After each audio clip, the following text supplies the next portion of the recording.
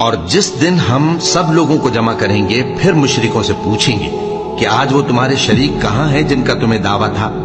تو ان سے کچھ عذر نہ بن پڑے گا اور بجز اس کے کچھ چارہ نہ ہوگا کہ کہیں اللہ کی قسم جو ہمارا پروردگار ہے ہم شریک نہیں بناتے تھے۔ دیکھو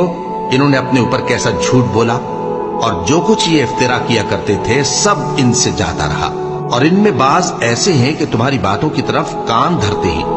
اور ہم نے ان کے دلوں پر تو پردے ڈال دیے ہیں کہ ان کو سمجھ نہ سکیں،